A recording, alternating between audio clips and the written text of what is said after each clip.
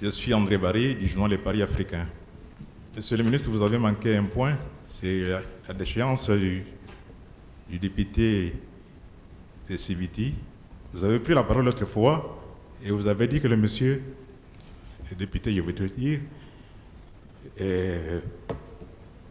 au fait, avait agi comme un opposant. Son intervention, sa sortie médiatique pouvait vous étonner s'il avait applaudi le président de la République.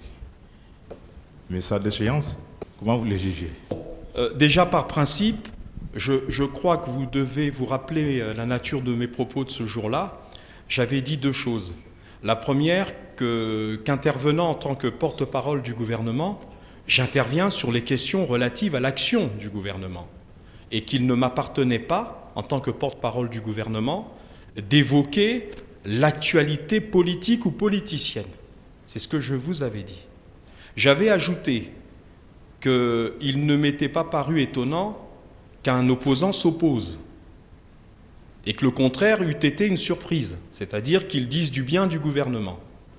J'avais enfin, une fois que j'avais dit que je ne commenterais pas ces propos, il existe des partis politiques pour répliquer, et je crois qu'un important parti de notre pays avait répliqué aux propos de l'honorable Kinyombi. J'avais ajouté que j'avais trouvé déplacés les propos que je considérais comme à la limite injurieux, qui avaient été proférés par l'honorable à l'encontre du président de la République qu'il avait qualifié de touriste infatigable. Voilà exactement la teneur des propos que j'ai tenus. Maintenant, vous évoquez, si j'ai bien compris, la déchéance du député. Non, il n'a pas été déchu. Il est toujours député, l'honorable Kinyombi. Il n'a pas été déchu. Pour des raisons qui sont propres au fonctionnement de l'Assemblée nationale et en application du règlement intérieur, toute procédure que je n'ai pas vocation à commenter.